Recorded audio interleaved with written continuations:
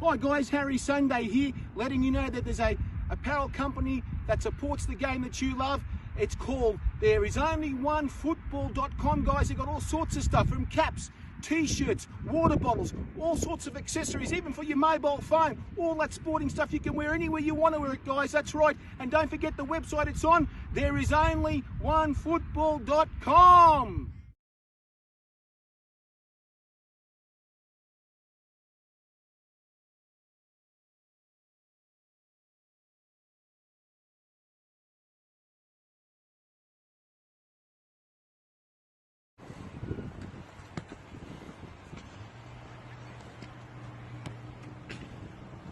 There is only one football!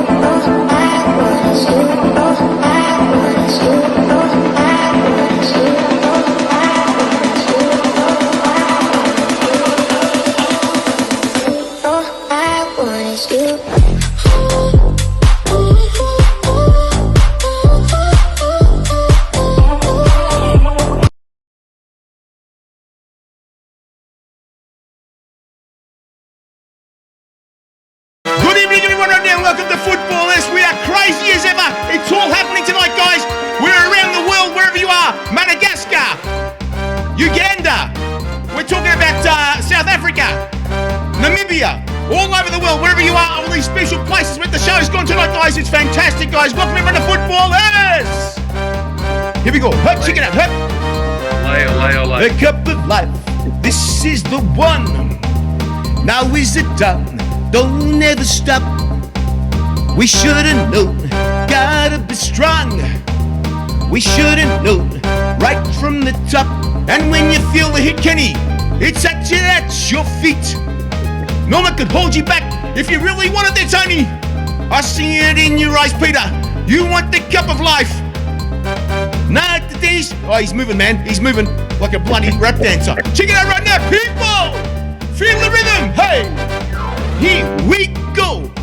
We are the people, we are the passion, we are the history. Ole, all right? That's right, guys. It's our way, the highway, gentlemen, is our way right now. We've got to tell this gentleman here right now who's arrived back in the country, who's been to see games all over the world. Is that right? Just about Peter Katholos. Welcome, Peter Katholos, to Footballers. Kenny Wilson, Sydney, and from South Australia, the Socceroo Dad, of course. He's the man, the master of disasters from South Australia. Yes, Tony Goodwin. Welcome, guys.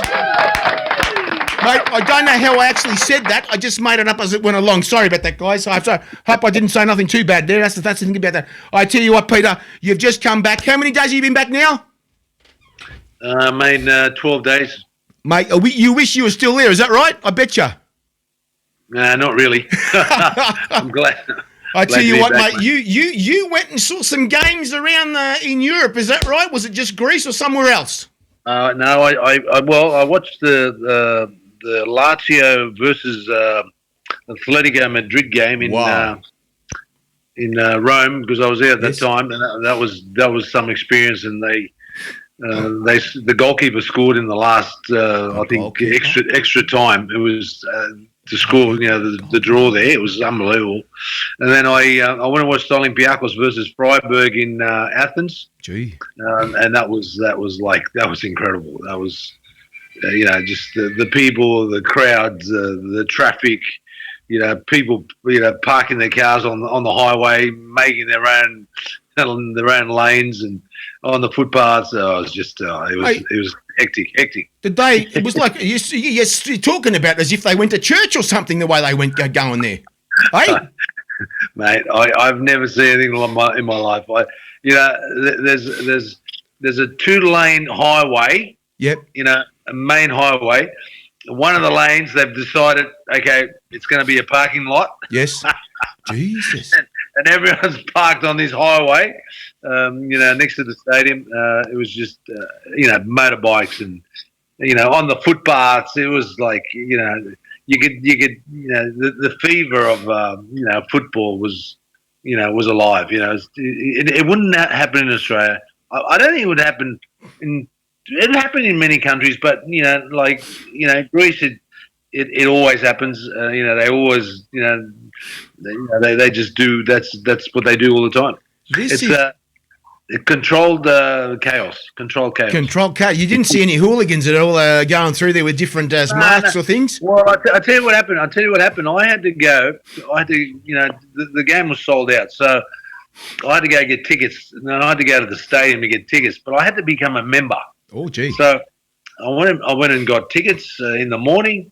They made me a member. So what happens is that's how they control the crowd. So, there was, the opposite team fans can't go to the game. Jeez. So the German fans, well, they were allocated a particular section of the stadium, and they were, basically, caged away from everyone else. It was in the corner, but everyone else, had to become a member to get a ticket to watch the game. So you really had to join up as a member to actually get in. Otherwise, if you weren't a member, no way they wouldn't. No, because that's how they identify, and I said that's how they identify the supporters. So when for instance, Olympiacos play AEK, guess what? No AEK supporters are in the ground, and vice versa. So when AEK plays Olympiacos, there's only AEK supporters, no Olympiacos supporters. That's how they, that's how they control the fan and the violence and all that, all that stuff that's happened in the past. Mate, well, Panathinaikos and Olympiacos, they're two hated rivals, aren't they? Oh yeah, mate. It's war. AEK. Hulk, they're all they're banned from the supporters going to the home games or the away games. It's only one set of supporters, not two. Well, off putties, boys. You haven't seen a Rangers and Celtic game. Oh my! I wish I could go there. I wish I could be there, Kenny. I tell you what. At least they're allowed to go, mate. We're talking here. Hey, Kenny, is that the same in Celtic Park as only Celtic supporters? Mate, what they did is Rangers unfortunately started it, and it's gone right through Europe and everywhere now. My God. They did it 4 or 5 years ago. What they did was, Ibrox holds 59,000. They allocated 600 tickets to Celtic. Jesus. So, tit for tat, Celtic then did the same thing. They hold 62,000, so they allocated 600. And I think the last game they reduced it to 300. So, but mate, when they drew each other in the cup, and they played at Hampden where it was a 50-50, the atmosphere is unbelievable. But they've spoiled it by, the reality is that the advantage for the home team is astronomical when you get nearly 60,000 fans and the other teams get next to no one, right? And that's why Rangers predominantly, when they play in Europe or they punch above their weight at Ibrox because, it's 58,000 fans and hardly any of the opposition get in. So, yeah, and then, you tell me they've rolled into Greece, they're doing the same thing. And I don't know whether it's a great thing. I think it takes away, obviously they've got to control the violence, but I mean, it's sort of got controlled, in the mid-'80s, but you just don't get the same atmosphere unless you've got the two sets of fans stinging at each other, and Yeah, I agree. So Peter, and by the way, is Muscat is he close to getting that job? Not the French lad got it. The lad that was Saudi Arabia. He got appointed today. I'm upset. I'm upset with this. I'll tell you why. Because I tell you what, the way he bloody well gets on the ground and he spits on the ground, we want that sort of bloody stuff. Yeah, have you seen him spit on the ground there, Tony? He gets on the ground, he spits on the ground, he gets upset. Mate, unbelievable, mate. We wanted to see that action, mate, that guy, mate. He's a hooligan. Mate, I could be wrong, but I think this is the guy that coached Morocco in the World Cup. Oh, okay. Yes. I think it is. He was in Saudi Arabia, and I think he was in before. Renault, not Renault. Yes, that's him. Renault. He was the one that was doing the girls. Yeah, of course, he did the French girls. Yes, mate. Yep, that's him. That guy has got so much behind him. He got nowhere. He's such a mate. The guy, the way he speaks to his players and things, I've seen him. He's unbelievable. I've seen some of the stuff, the vision when he did Saudi Arabia at the World Cup. Said, my God, mate, if only you had that guy coming to the FA and talking to these guys, to have this guy as a technical director, can you imagine what would happen, Kenny? Though he comes down there and he lays the law down like you wouldn't believe. Have you heard him? Yeah. Look, I haven't delved into him at the moment because I was surprised he got the job, only because I'm surprised that the Rangers can afford them, to be honest. Jeez. That was a surprise. I thought, I would have given it to Big Sam Allardyce because he suits Scottish football, doesn't he apart because, Scottish football's very, blood and thunder. Get it up front, knock it long, and that suits his game. So I'm surprised. Yes. But, they must have dug some money up from somewhere to get him because this guy wouldn't have been cheap. Mate, Harve Renault. That's Renault. That's him. Yeah. So, mate, if they've only got half of them, then they've got them for half price. There you go. Now, Peter, your opinion on the games in Europe compared to Australia, completely a long way. We're a long way. Is that right from what they do there? How far do you reckon we are? How many years behind? Oh, man, look, I think it's the atmosphere, the whole atmosphere. I mean, people are so passionate. It's like their life. It's part of their lives. It's different. It's different here. It's different. It's just different. I mean, can we ever get that? Look, I don't know. I don't know. I don't think it can happen here. I mean, people are, it's not part of their lives. It's just. I know. I could be wrong. I hope it happens, but I doubt it. The lifestyles that fortunately or unfortunately, because we have standard of living so relatively middle class here, and there's so many different things to do. You don't get that, and I keep saying it about football. Football is a working class sport around the world. Well, we don't. I mean, we've got working class, but not like Europe and Italy and France and Scotland and England. It's different. I mean, I know in Scotland and England, guys go to work and they work, 5 days, and the big thing is to go to a match. That's the big end result. Is a Saturday, regardless of family, he goes to the pub at 12. They get on the supporters bus and they're in the ground at 2:45, and that's what I keep saying. We've spoken about it a few times. We've got fair weather supporters here.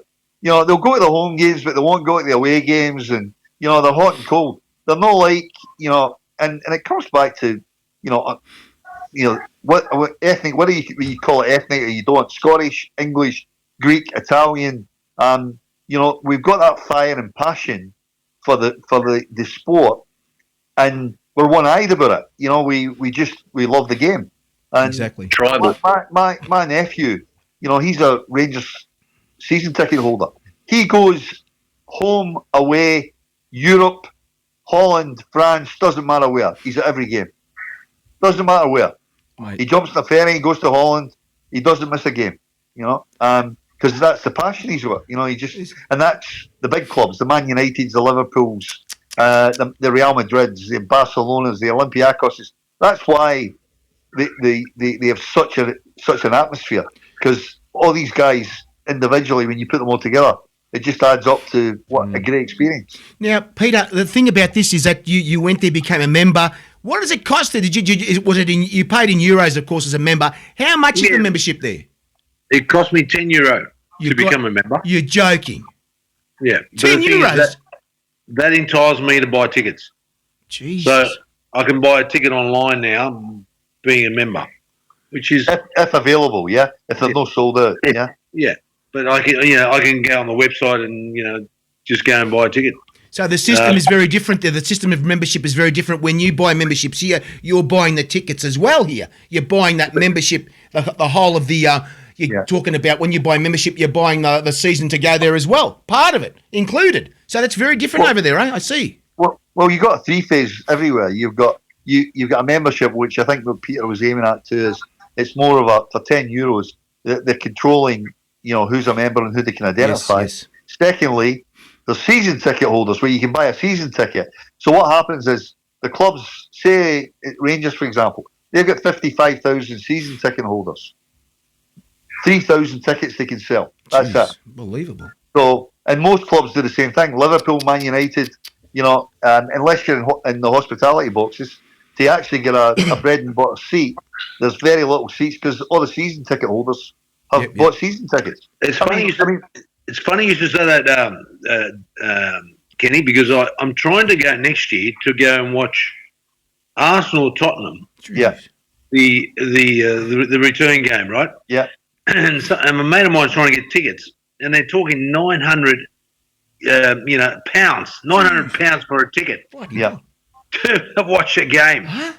It's ridiculous. Is that $2,000 Australian just about? 900. No joke. 900 pounds. Mate, you know what you're better to do, and a lot of my mates do it when they go. Mate, they look at the hospitality packages where they can get in for the day, get a tour of the stadium, go up, and they go into the restaurant and then out and watch the game. And you'll probably get it for £400 or £500. You just need maybe 3 or 4. You can't get it individually, but you'd probably need 4 of you. But the reality is, that's how it runs. I mean, when I went, look, you'll be able to get tickets somehow. I mean, when I go back to Scotland, I can always. I'm trying to get to Wenger. Well, see if we can pull something for me. Yeah, I'm sure somebody will be able to find a ticket. I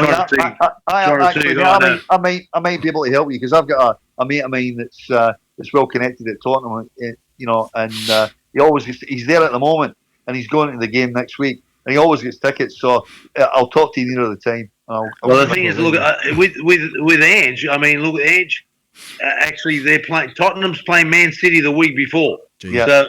So that I don't think that'll be a problem because I'll reach out to Ange and see what he can do there. The thing is with the Arsenal, because I'm an Arsenal supporter, so I want to watch Arsenal Tottenham, which is and they want to charge that ridiculous money. But that's going to be interesting. Yeah, that's going to be interesting. Crazy one. Well, gentlemen, of course, Tony, you went as a kid to the games in England, of course. So what was it like at that time as a young kid? I mean, we're talking here, Peter, paying £900. What was it the time when you were going?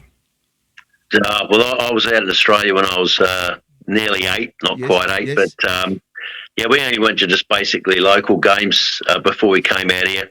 Yeah. But when I went back in 2003, an uncle that got us tickets for Palace games.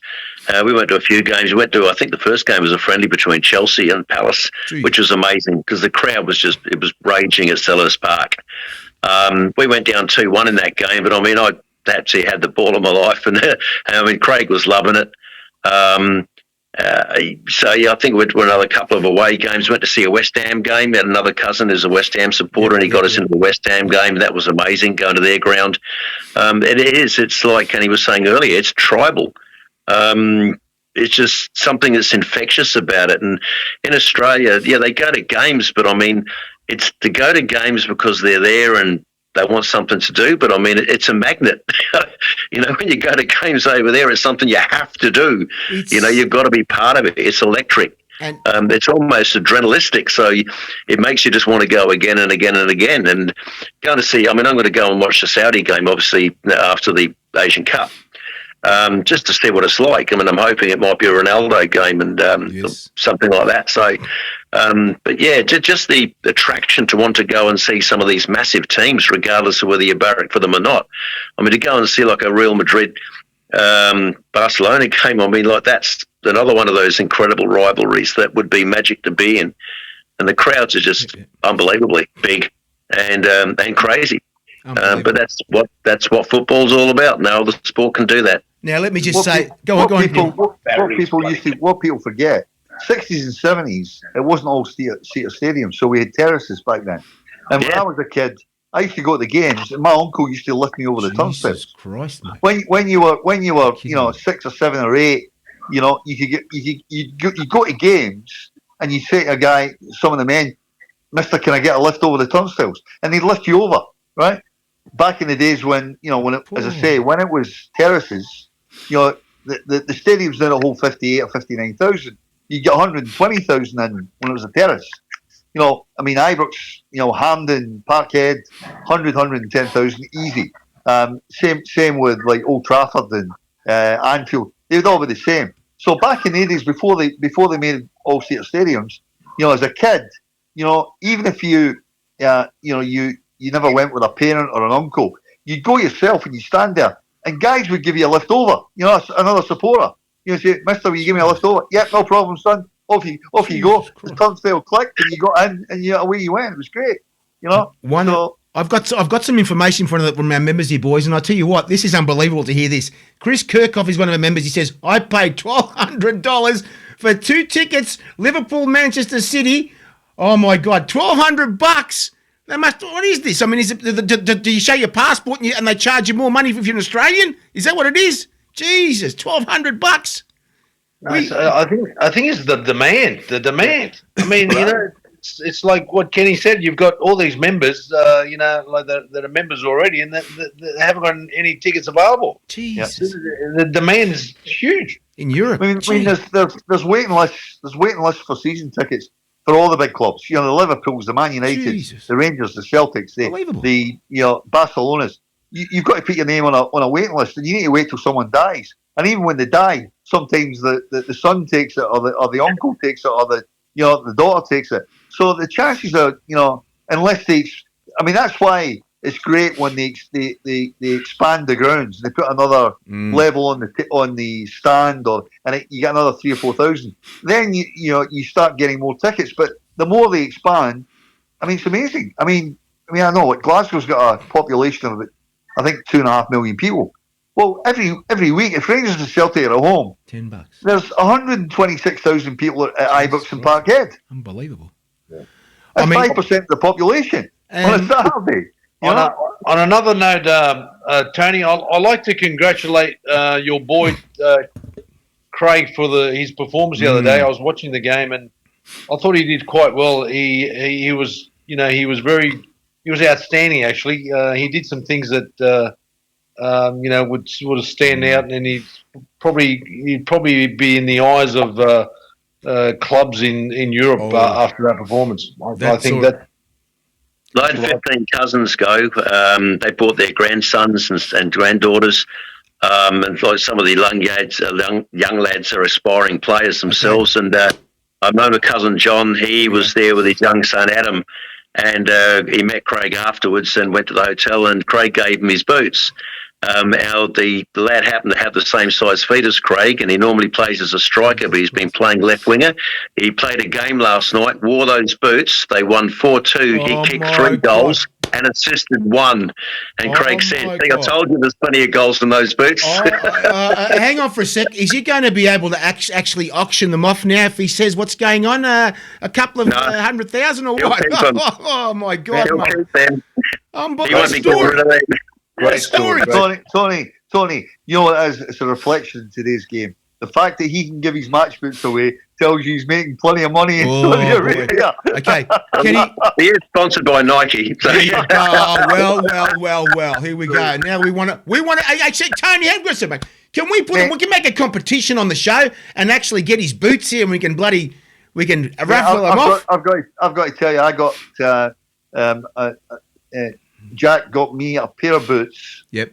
The 1970 Puma Peli Rio. Oh my God! There's only 2 pairs that are known in this, that are still available. When I say available, in a museum, they still got the screw-in studs. Oh the nylon my God! ones, right, mate, unbelievable. I've got the original box, 1970. Unbelievable. Did they have bubbles? Did they have bubbles? Did they have the bubble on the front of the boot? Were they different at that time, weren't they? No, I mean, mate, so they were black, and instead of the white Puma, they had yellow. Oh my right? God!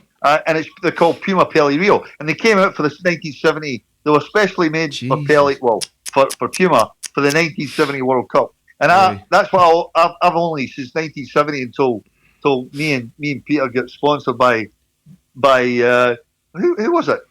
At Olympic, we had to wear boots at Olympic. I forget who it was, but I wore Puma. That wasn't Puma. Yeah, so, well, I wore Puma. I'll tell you what they were, Kenny. They were Dunlop. Dunlop. It was Dunlop. Dunlop. Oh, I remember that very well. The guy with the little moustache. What was his name? The guy with the little moustache. Oh my God. So I've been used to playing with Puma all my life, and we get forced to play in these Dunlop things. But unbelievable. But Peter, they gave the club money for you guys to wear them. Is that right?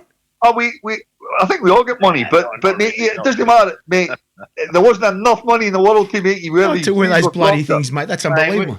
You're just happy to get free boots, but look, most of the boys didn't take them anyway. They still kept wearing their Pumas or Adidas. The ones they were comfortable with. They were average. Kenny, I got a message for Kenny. Somebody's talking about you, Kenny. Let me have a look at this. There you go. It says here, Kenny. It says here, Kenny, can you get me tickets to Clydebank? Do you know who that is, don't you? Kenny Taylor. How'd you guess? Kenny Taylor.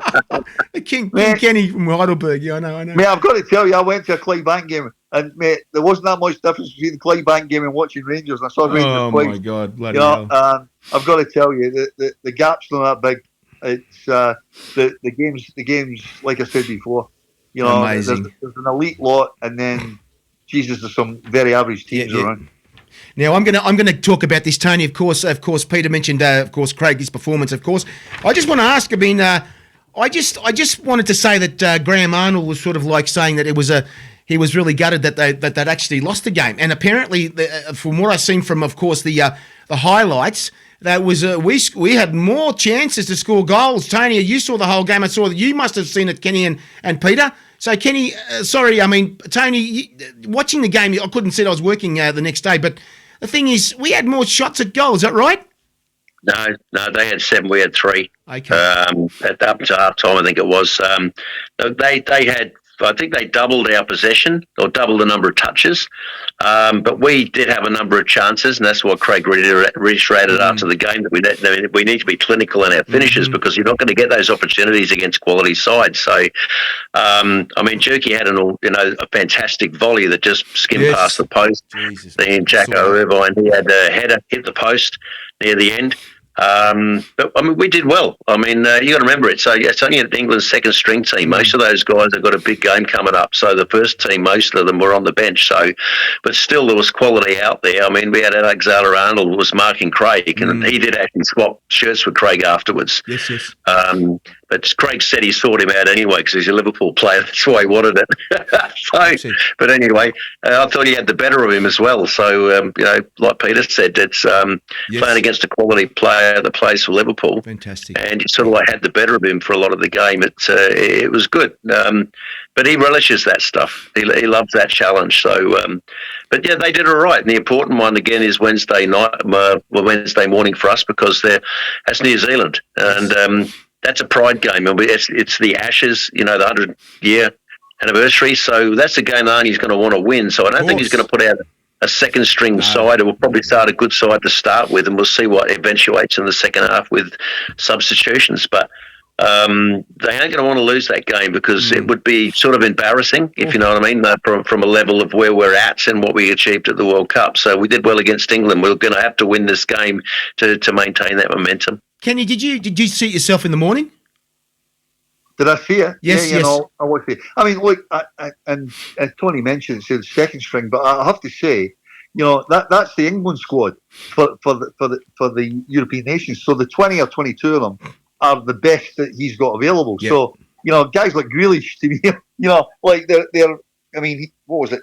70, 80 million he got bought for. Jeez. I know Jordan Henderson's just moved to Saudi Arabia, but. When you look at pound for pound, Alexander Arnold, they've got a lot of quality on the pitch. So to lose it 1-0, And it was a bit of a jammy goal, I've got to say, because Grealish sort of miskicked it when and it went through a defender's legs. It was like a miskick. Jeez. I don't. He certainly never meant to do what he did. Unbelievable. So I look at it. I think 80-odd thousand people sell out. I think it was a very, very credible performance. I mean, like you say, New Zealand. This is technically not a friendly now because they're saying it's a cup. So that'll be a different animal. But what can you say? I mean, 1-0 against England, and England are rated in the top 5 in the world. Yes. So it's certainly a very credible performance. I tell you what, Peter, and I'll tell you, Peter, right now, I tell you, after what we did to them before the World Cup, we beat them. I think we beat them in the 2 games in the friendlies here. So they're going to be they're going to be going for it. I tell you what, New Zealand. So to get a bit of supremacy over our Trans-Tasman, those games that you would have played many years ago, mate. That. I'll tell you now. Look, that was a great test the other day against that England team, and look, the boys will be confident after that. Look, they competed really well. There's not much difference. I mean, I think creativity. We still lacked a bit of creativity. The Aussie team. We're always going to battle. We're always going to fight. We're always going to do all that hard yards. But I think you need a bit of finesse, and we need a few more players that are going to give us a bit of finesse, and we just don't have that, that bit. But look, against New Zealand, they should do pretty good. So I expect. Look, it's going to be a tough game, and of course. But look, there's a lot of class there. I mean, you got players that can win the game for Australia. So yeah, looking forward to it. So they're playing at Brentford, Kenny. They're playing at Brentford, a smaller ground. I'm hoping that they pack the place out with a lot of course, expats and everything and stuff like that. So there are a lot of expats there. There are a lot of expats there that will probably go to that game. Brentford are terrific. Their club. No, they're one of the from a structure perspective, one of the best clubs in England now. They've got a psychology section. I mean, they're unbelievable. How they approach games completely different to nearly every other club. Yep. I mean, I saw a documentary on them. It's amazing. And when I saw it the first time, I thought these guys are lunatics. But when you see it 2 years on and you see the success they've had, you start to say, well, there must be something to it. There must be something to it. So it'll be interesting. I mean, my concern, we've got a couple of players. I mean, Harry Souttar's not getting match games, which is a bit of a worry at the top level. When it becomes competitive. When I mean competitive, I mean when there's an edge to the game. So I'm not sure whether. I mean, I'm sure Arnie will play him, but I'm not sure whether he's got enough games under his belt this season. Mm-hmm. That could be. You know what? Hey, Kenny, just on that player, I can't believe that he's not playing. Yeah. You just mentioned that he's not playing in the first team. It's ridiculous. Yeah, no. I'm just thinking, what is he? Is he a quiet bloke? Is he a talker? Is he a leader? I've got to be honest. I mean, he's 6'5" or 6'6", great in the air, unbelievable, and pings a great ball, great on the ground. But no disrespect, I think he's a very average defender. Okay. That's only in the games where the previous games we were playing the World Cup. The tackles he made up for the mistakes he made in the actual lead up to the play, and I'm not denigrating him because he brings a lot. His passing's absolutely. He's 45. I mean, a couple of times when he's hit Craig, a couple of 40-yard diagonal balls in the game, amazing, brilliant. Yeah, but it's interesting. They've tried to loan him out. Rangers wouldn't take it. His brother plays at Rangers. Yeah. His brother's another. I'm just amazed. I'm just amazed with the ability and the talent that he's got. Yeah, and the attributes that he's got. That he's not. Step up. Look, look for me. Harry Maguire. Look at Harry Maguire. And I'm thinking, he's better than Harry Maguire. I think what's happened is I think the step up from it was Stoker QPR came from when he went to Leicester, and that step up and they get relegated. I don't think. Helped him. No. I think with Leicester. Now Leicester now are 7 points clear, So he'll not get into that team at the moment, because they're flying. He's still in Leicester. Yeah. Well, they tried to loan him out, and Rangers looked at him, and it was nearly a case of him and his brother would have been the two centre halves at Rangers, but it never eventuated. There's a couple of teams looked at him. Yep. But I think he suffered because of the move to Leicester, then get relegated. I think that's probably affected. I don't know, mentally, maybe, I don't know, but I think that step up to Premier League was maybe a bit early for him. I think, but that's only my humble opinion. Too much. The speed of the game. Yes, yeah, 100%. I always remember that great tackle he made in the World Cup. Yes. But if you go back 2 steps, it came from a throw in, and they threw it over his head, and the striker went through, and he had to run back and slide in and block the shot. But it was the marking was terrible. And I'm looking at it, I'm going, he's recovered brilliantly. But, it's sort of probably a little bit naive in his defending. But in saying that, we played England the other night and we only beat 1-0. But it's just my observation, he's going to be lacking a bit of competitive match practice. And I hope he comes good because, as I say, I like watching him from a perspective of his offensive stuff is brilliant. But he's not. His passing's superb. Look at that ball to Lecky when Craig scored. That ball was just that was as good as the goal. That pass. Absolutely, you're right. And then of course when you're that height, you've got to be worth a few goals at set pieces. That's the other thing. I don't think he gets enough for his height. I don't think he gets enough goals. Yes. Well, do you think that the team utilises his height? That's the other problem. I mean, you know what I mean? I think we put long throws in and we put plenty of corners in. I watch him. You know how I used to play, Pierre. You'd come out and you make your run a little bit late and come in and jump. He tends to go and stand flat and jump flat. We have, and I always think that's easy to mark. Yeah. If you put someone in front of him, it's difficult to mark. It's easy to mark. If you make a run, a bit deeper and run into the box, and you're 6'5" and you're on the run and you're jumping. As a midfielder, if I've got a guy like that, and then there's communication there, I know exactly where I'm going to put that ball. Yeah. Okay. And he's going to bloody go for it, right? Because at that height, absolutely, he's going to beat everybody in the air. Okay. So if that delivery is spot on, and Craig knows all about that because his passing is very good. Yep. Some of his balls that he puts across are very, very good. Yep. But if he has that service, they're looking for him all the time, mate. That's a huge advantage for a team. Huge advantage. Yeah. It's the delivery. There's not enough quality delivery for this bloke. I tell you. Yes. I'm telling you now. The corners could be better. The free kicks could be better. They should be looking for him every bloody time. But we they don't train enough as a Socceroo squad very many times. They come in, bang, bang, bang. Kenny, I looked for you every time. I know you did.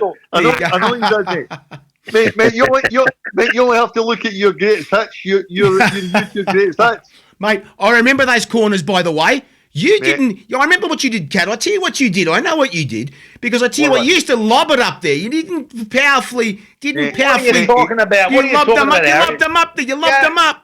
Go have a look at my highlights, mate. I've seen them. You lobbed them up. I remember. Go have a look at the things that pinged, mate. Oh my God! I've got to get these videos. I've got to get these videos and put them up. 1982. And have a look at a highlight package where I'm playing a through ball to Kenny and Kenny puts it away. Now that's going to be combination. That's going to be 1982. Mate, we're playing Hungary at St George Stadium. Oh my Cat God! Takes a corner, drops it straight on my head. Oh my God, mate! This has got to be a separate show for this. We've got to do a separate show for this, Kenny. We're going to put you can't. We were lucky. We played in a time where we could have fun. I know exactly. We enjoyed every minute of it, mate. Can I? Every minute. Anyway. So this week on Wednesday we play the. What does it mean to the Socceroos, Peter? You played many times against New Zealand, of course. What does it mean for us to actually perform here and actually win this game? And this is very important for us to do this.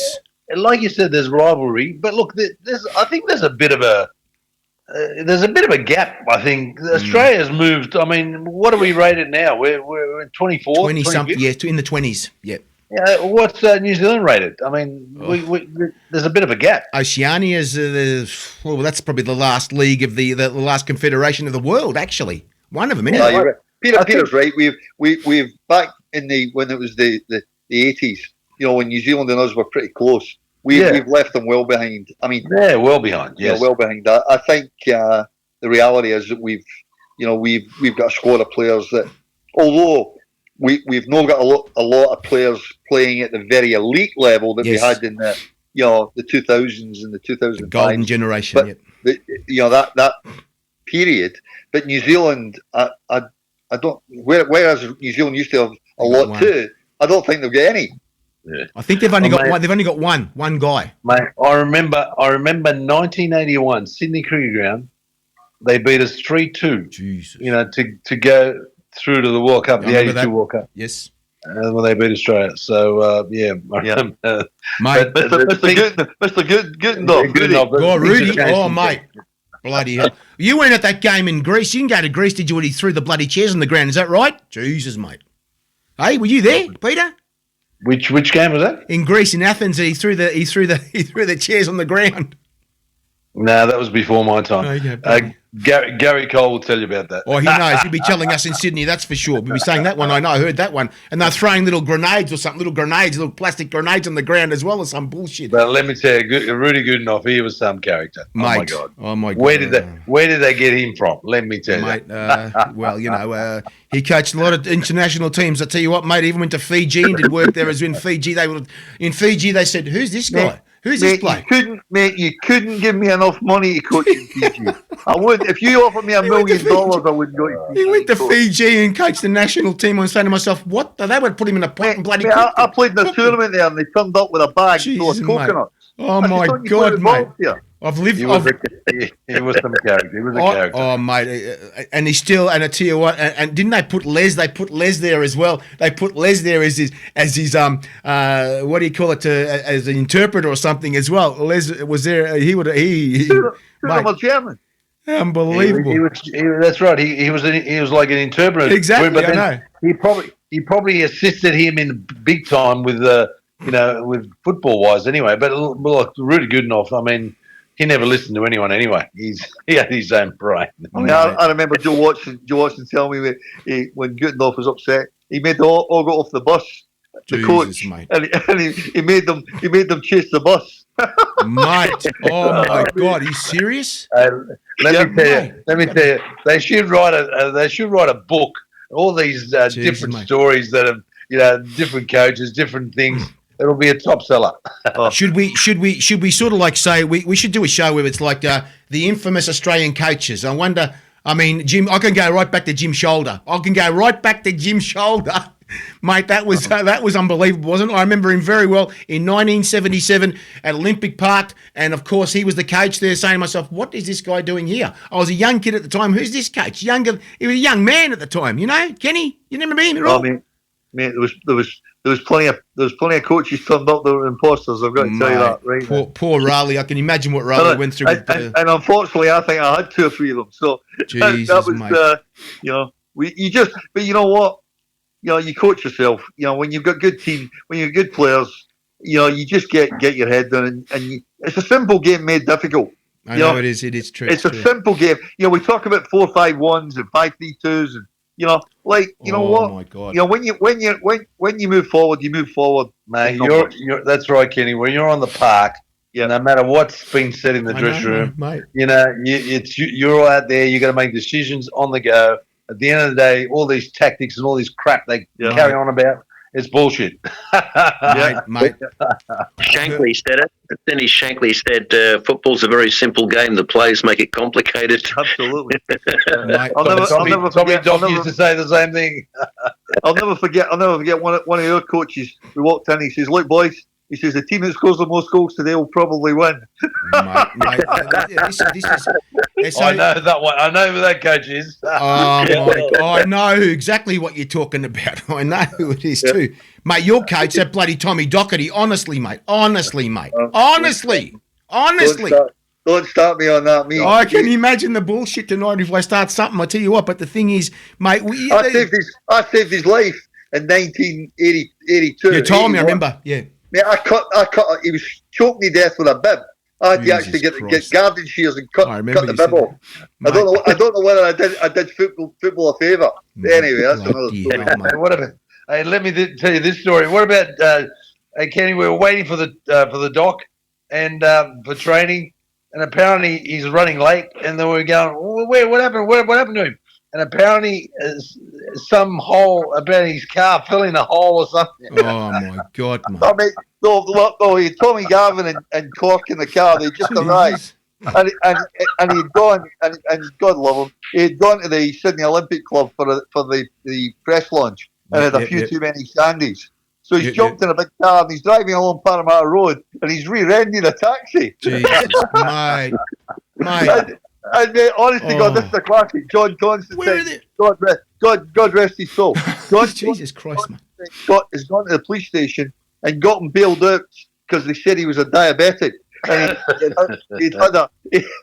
honestly, you couldn't make it up. And he turned up to the training session. We were all standing there. That was the same night. He says, "Look, let's just have a six-a-side." And he tried to put the bib on. And he got so tied up with the bib. Jesus, mate. Bloody hell, mate.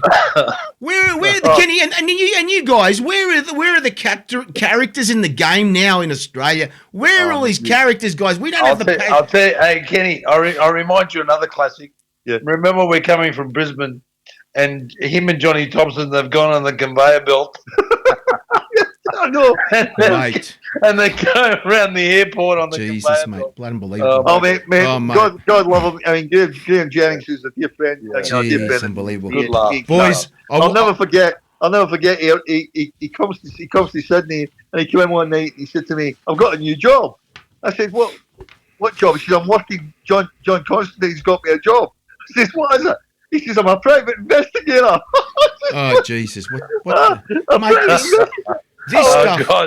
God bless the doc. Honestly, mate. Honestly, where are the characters of the game? And this is all changed. This is ridiculous. This is the sort of entertainment. The last two we had, I think, probably were Broski and McBreen. They were characters. They were good characters. You know, it's but they're few and far between now. You're right. It's a bit odd. We don't see any more of that sort. But let me get to that. Let me get to something right now that we actually, and everyone listening to. There's a few people listening tonight here, guys. Let me just say, right, guys. Ronaldo has put his foot in it, guys. Ronaldo has put his foot in it, guys. He was playing in Iran. Nobody knows this much at all.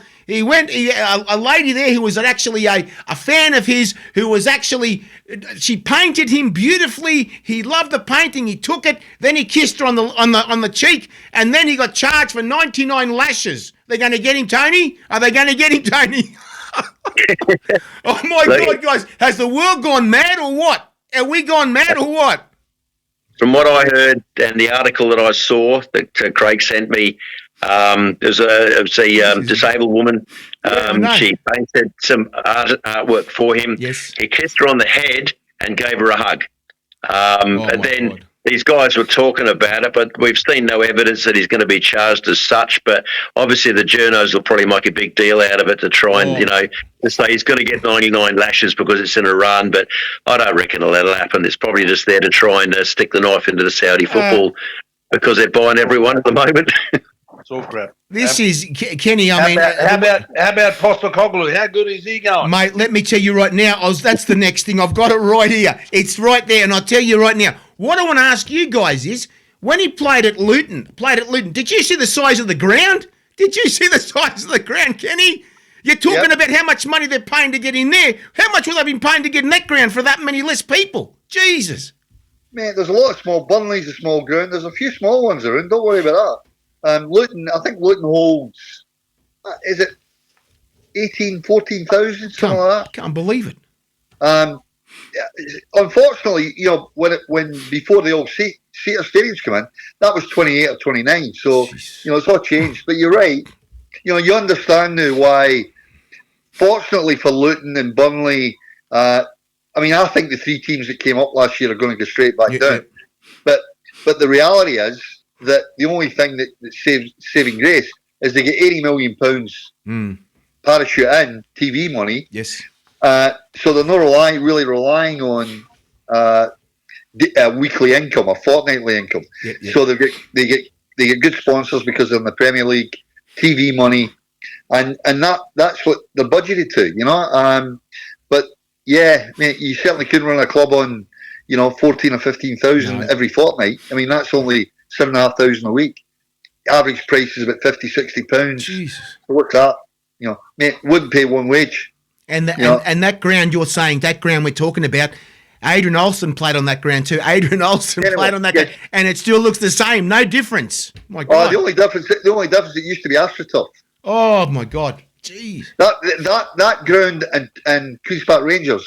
Yes, exactly. Was the two AstroTurf grounds, and then they made them rip it up because it was too big an advantage.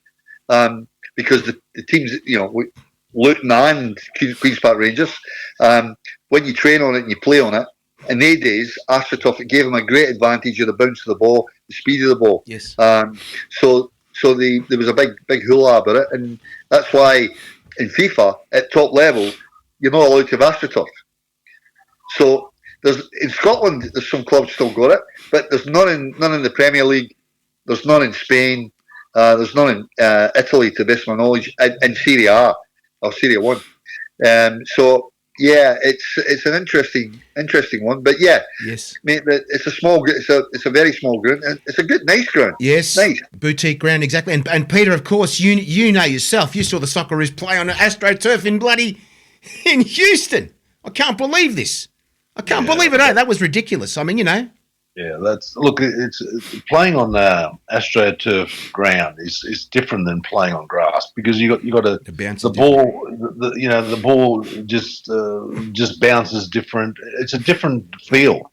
To get adjusted to that it takes time. So it throws you off as a player. It throws you off. Yeah, how you're going to control the ball?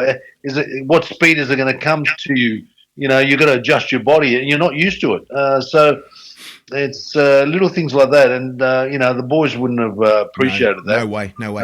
And it doesn't make a good spectacle because you got a lot of errors. You make a lot of errors as players. And the ball spins. If you miskick the ball, it spins. It spins on the bloody thing. I've seen it too. It spins like a cricket ball. No, Harry. Peter does that normally. He really? Can spin it. Now, let me say, I just want to say this.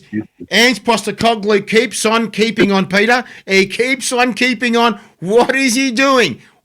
Somebody said that he's got some kind of formula that he's using. No, mate. Look, of course he's got a formula, but he's got a formula that's, how to coach a soccer team, and basically he knows the players that he wants. I believe that he would have got the job at Tottenham.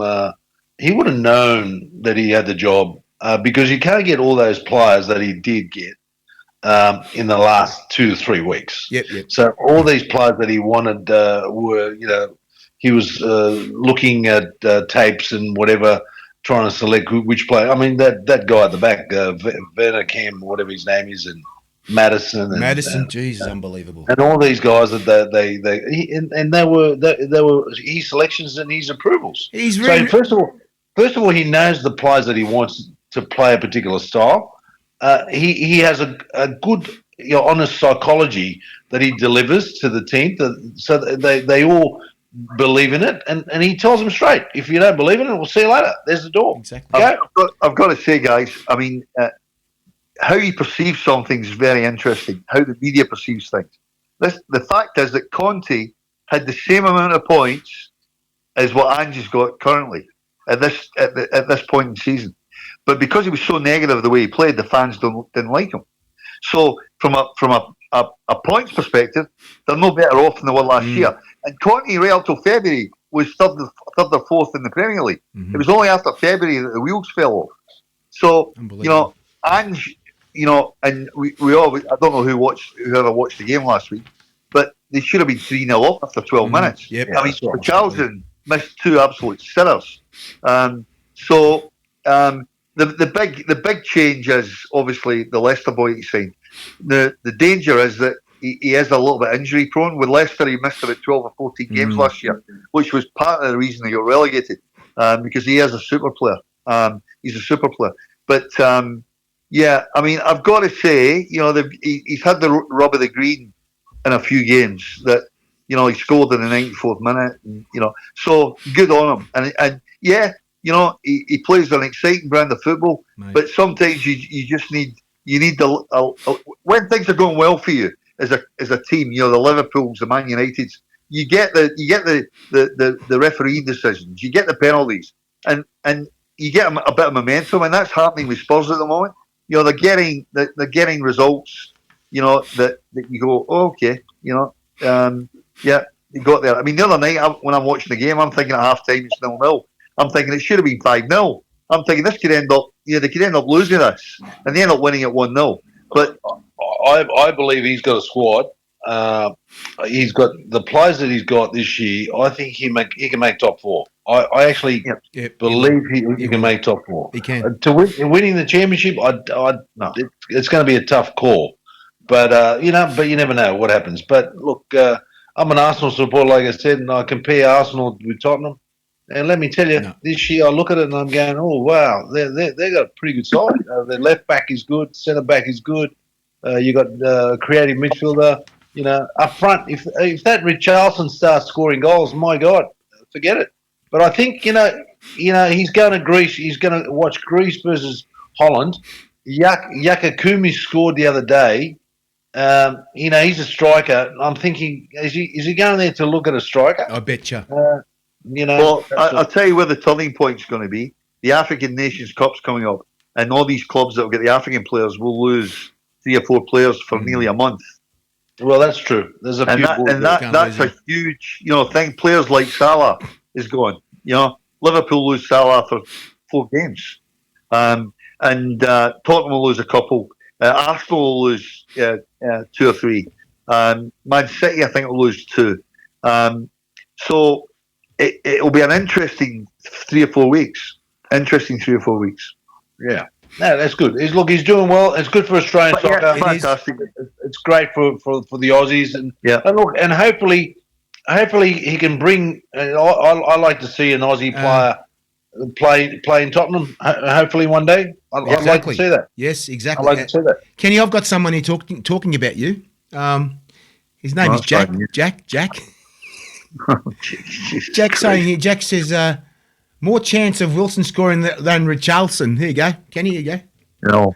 I've got to say the other night, I think he's probably right after watching that. But in fairness to the boy, what Kat just said, he never stopped making the runs. He never stopped trying to get into the position. So that's always a good sign. Yeah. But the issue would be Song and the lad from Leicester. If they get injured, he'll struggle to replace them big time. But at the moment it doesn't look that would happen. So good luck to him. I mean, look, it's only good. I mean, I would like to see Newcastle. The best team to watch for me by a length and a mile is Brighton. Brighton to watch are magnificent. But they've got a stupid goalkeeper that wants to play out at the back and cost them goals all the time. But from an attacking sense, they are absolutely magnificent going forward. And keep in mind they got cannibalised at the beginning of the season. They lost 3 of their best players, 180 million. They lost. Talk about goalkeepers playing out from the back. Some of these guys are they got rocks in their heads or what? They're on drugs. I tell you, and Kenny, of course. So I talked to Tony knows this guy, Rene Higuita. They keep watching videos of Rene Higuita, mate. That guy there. Remember him at all? Remember the way he used to come out and bloody try and take on the players? I remember the back flick with. Yes. Yeah, remember it well. But mate, what Peter just said. But Tottenham's just as bad. The goalkeeper at Tottenham does the same thing. Mate. He lets the ball run across his body, and he lets strikers attack him really quickly, and they try and play it. The new Arsenal goalkeeper does the same thing, right? Yeah. Same thing. But I mean, you never play a ball to someone in your own 18 yard. Absolutely, I can't understand it. Who's got his back to goal? He's not stayed on. These guys? They want to play. They want to play like players on the ground too. What do you do? How do you talk to these guys? How do you even say you're a goalkeeper? Stay where you are. Anyway. I mean, I'm a great believer. Pick up your hands and You know, now and again, just kick it long. You know, Exactly. The old days. Just change the game a little bit. Yeah, I You know. know, don't be so predictable. Mate. Sometimes you just have to kick it long. That's You gotta right. Why do you kick it long? Yeah. Get out of danger. But you know it's really weird. When a goalkeeper kicks it, all the players look at each other and say, "What is he doing?" Mate, he wants to be one of Never seen it the. before. Mate, he's a sweeper. He's become a sweeper, second sweeper. Jesus. What are we going to do now? What are we going to Yeah, do what are now? we going to do Yeah, that? exactly. Yeah. Why did he do that? He just kicked it long. We haven't Honestly. practiced that. Mate. We're starting the tactics. Mate, they're taking free kicks now. What are you taking free kicks as well? What are you talking about up the front? Oh, mate. What is this? Don't start me and goalkeepers get more touches than centre Mate, forwards. boys, Don't do that. this week we're going to go to the next one before we finish out. I tell you what, guys, this week starts the beginning of the A-League, gentlemen. The beginning it now, Tony. Are you going to you're going to the game? You are now a accredited media person. You're going to be there. You're going to get to the media box. You're going to be looking at things, mate. This is a big one. Adelaide United versus Central Coast Mariners. Tony, what are you expecting here?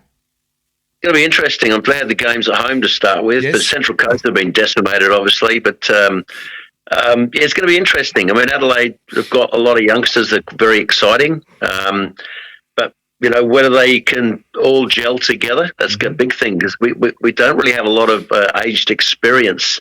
There's probably about 4 players with a lot of experience in the side, and the rest of them are quite inexperienced youngsters that are talented, but obviously the years of experience are massive things to have up your sleeve. So it'll be an incredible battle, really, I reckon. I'd like to think we can win it, but we don't want to go down to Central Coast in the first game because they've been decimated a lot, and of course if they win that, it's going to give them a lot of confidence, but it won't look good for us. If you're playing like a Melbourne Victory or a Sydney or something, it's different, but Central Coast are a bit like us at the moment, so it's going to be interesting. Yeah. But just a quick mention, though, about the start of the A-League, the women's crowds. Mate, yes. How amazing were they? I'm glad you're saying 12, was it 17,000 or something at Sydney? Yeah, I've written it down here, actually. 17. It's incredible. Mate, Yeah, but 17,000. that was 2 games combined, yeah? It There you wasn't go. one game, it was 2 games. Yeah, but it was it's amazing, though. fantastic. Still fantastic. It is. Yeah, Harry, you've won me $50 tonight. Because Kenny Taylor rang me earlier, or sent me a Really? message. What happened? He said, "I'll give you $50 if Harry doesn't mention the second division tonight." Oh, my God. Kenny, do you want to know something what I've got in here? Do you know what I've got here right here? You want me to say it? Do you want me to no one say it? No, don't mention it. I won't I've got say it because $50. I've got Don't some. mention it. I've got Don't mention it. I've got information It's here, but I won't say it. Don't say me. I get a 10%. I get a 10% commission or something. No, I'm only joking, mate. I've got something here to say right here, right now. But you guys, oh mate, I'm glad you said that. I won't say no more. Kenny. I'm sorry, mate. Can't say nothing now. Sorry. And I tell you what, Kenny. And I'm going to go to Peter. Peter, this is the battle of the bottom. I reckon this is the battle of the bottom, mate. The next game. Geez, I tell you what, I don't know about these games. But Brisbane Roar playing against Sydney a few weeks ago in that Australia Cup. MacArthur versus Brisbane Roar. Geez, I tell you what, Peter, mate, I don't see anything here. I don't see bugger all here, these teams this year. I'm serious. I'm not having you on. I got to tell you, I've got to update myself with the squads and players Mate, and whatever. 'Cause you got no idea. it's been, there's been no interest whatsoever. I know. I've got to admit, I haven't been, excited to look. You just mentioned that the A-League starting. I didn't even know. Well, I'm glad I'm advertising it, boys. I'm glad I'm advertising it. That's fantastic. Now, I tell you, I didn't even know. Yeah, I'm embarrassed. I'm embarrassed. I actually thought it started last week. And when the women. The post office said 17,000, I thought that was a good start. And Jeez, then I the realised women, it was the girls. Wesley. The girls, boys, the girls. And I tell you what, mate, I don't know, Tony, I don't even know whether who's going to win this game, MacArthur or Brisbane. Jesus, mate. But with Ross Aloisi up there, I mean, he's a strong disciplinarian. I think he's going to have that side. I think Brisbane might surprise a lot of people this year, to be honest with you. They've, in their trials, they've actually done exceptionally well. But against Sydney, yeah, I mean, they scored first, but then Sydney went on to win it 3-1, I think it was. But exactly. I think Brisbane will surprise a few this year because Ross will have them, pretty tuned quite right because he will demand that they are tuned quite right. Anyone that does not pull the bloody, their socks up in the right way, he'll have them. And of course, that's played on Saturday at MacArthur. I don't know where they're playing, mate. They've got no advertising of the game where it's going. It's on the 21st set. And the next game, that's another one. I think this could be a thrashing. I don't know. Kenny, Melbourne City versus Western United. Boy, here we go. Oh, mate, well, I think has Western United got enough players? I don't even know. I don't know. That's the question you got to ask. I don't know. yourself. You know, Is Western United don't start me on Western United in the league? Mate, don't start me on Western United. Don't start me on MacArthur. Don't start me on Newcastle. Don't start me on Perth. Don't start me on Brisbane. Hang on, Kenny. We are. Me and Tony are accredited. We are both accredited A League media now. Mate, well, you know, me and Peter are union members. Okay, so we're going to talk to you about something. Tonight you're running overtime. I know we are. Tonight, so we're expecting at least double time. Okay, now I have to add. It's supposed to be 15 minutes. This is Peter, I told you, Peter. This is the game in Australia, mate. I can't help you. Mate. Sydney FC versus Sydney versus bloody Melbourne Victory. I tell you what, mate. I know who's going to win that one. That's for sure. Mate, I told him I just want to be like a love boat, just be a guest star. Oh my God, guys. And he gets you. It's like a Springsteen concert, these shows. I better start singing Springsteen songs. Mate, Western Sydney versus Wellington. Perth Glory versus Newcastle Jets. Match day. That's the thing. They're the games. I mean, that just doesn't make sense to me. But anyway, these games, I hope they can be as big as the girls that turned up to the double headers. I mean, I hope they turn up, Kenny. What are you expecting? We're going to get crowds at these games this year? Look, I think... the manners are away, but look, I think because they might get embarrassed because of the women's start. Yes, that they might get embarrassed into people might go, we better go. We can't make it look as though that the women's league is better than the men's league. So I think there'll be a bit of a kick from that, but we don't know. Peter says, Channel 6 just done and Paramount's just done a hideous job on promoting the game, as in from a media perspective, hideous. And you just shake your head. No, you're going to tell me now. King Kenny said something very good to us here right now. I'm not going to say. I'll say it, but I don't want to say it. I will say this. He says, "Walking football is the future." Jesus. Oh my God, mate! I got sent off playing walking football about 6 weeks ago. We need to arguing with a 75-year-old who was skipping instead of walking. Jesus. And I got the shits. And I said, mate, you're not walking. He says, yeah, I am. I said, that's skipping. He says, no, not in Australia. Skipping's walking. I went, seriously? I got 2 yellows. Of course, and of course, one of our members, Johnny Markoff's son, Jonas, is at Raw. Hello, we got one of the Preston boys, Preston Macedonia boys, playing at, of course, down at Fantastic. He's playing in Brisbane, so it's good to see one of the young boys up there. That's fantastic. That's going to be very interesting, of course. Here you go. We've got an MPL kid from a former NSL club playing in Brisbane. Fantastic. We've got to have to follow that as well. That's the thing, boys. But anyway, that's the season this year. Let's see what happens this week, Tony. I'm guessing that you guys will get the most crowd in Adelaide for sure. I'm guessing it is. Is it the 12,000 at Hull? Is that right? 12,000 or a bit more than that? It can hold up to about 16,000, but generally 14,000 I think was our average last year, so which is pretty good. So first game of the season, I think that's when people are hanging out for a game, and then we'll just see whether the consistency remains this season. That's going to be very interesting this week, guys. And everybody out there, get out to your games, please. We want to see you guys at the games. I know we've had a tough part of it there this year with the end, of course, the A-League last year, and of course, people weren't going. And we'd like to support Jamie Rabella for actually saying that they could be doing quite well this year, being in top 4 the Melbourne Victory. And don't forget, we could be out there in the next few weeks out at the games because we're going to be following the games and actually writing down stuff on the games that we've got accreditation now for the A-League. Please don't rubbish us because we're just trying to bring the game to you guys as much as we can. Peter, thank you for joining us tonight, Peter. Thank you. See you guys. And of course, Kenny, I can't say much anymore about the second. No, don't mention it. Don't mention it. You'll blow my 50 bucks. Don't mention it. Do I get half? No, I'm only joking. Don't mention the war. No, I'm not mentioning that. I just mentioned there was a breaking news today, but you guys aren't going to get it till next week now. There you go. All right, guys. Thanks, guys, for joining us tonight, guys. Next week, Footballers. Present with Footballers next week, guys. A very special show. We're talking about a guy who's actually from Leeds, guys, all the way from London, from Leeds, guys. He's going to be with us, Chris Sutton. Boy, wait till you hear what he's got to say. Former professional player, and he's looked after Harry Q, and he's looked after Mark Paducah. Wait next week when you see this show, guys. Information will be up tomorrow, guys. Thank you for joining us tonight. Football Listeners live! Hup, feel it. Check it out, guys. Hup, hup, feel it. Good night, guys. Thank you for joining us tonight, guys. Football. How you going, Roger? I see you putting some stuff up tonight on the screen, mate. Hey, feel it. Hey, check it out. Hey.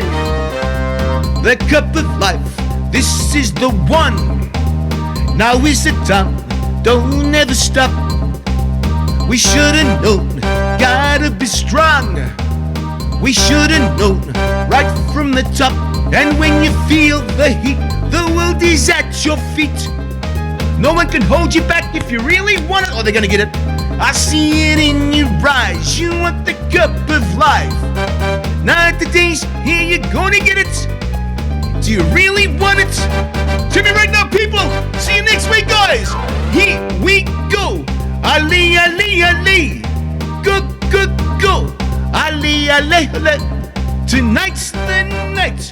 We're gonna celebrate. Here we go. Good night, guys. Thank you for joining us. Good night, guys. Thank you.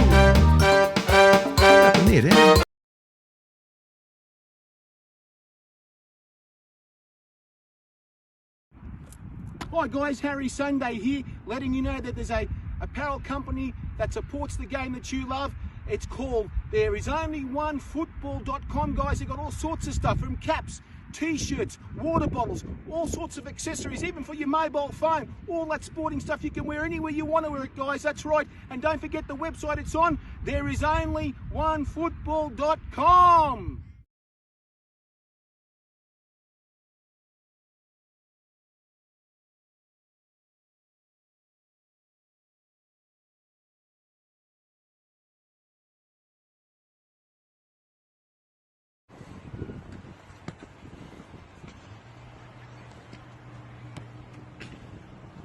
There is only one football.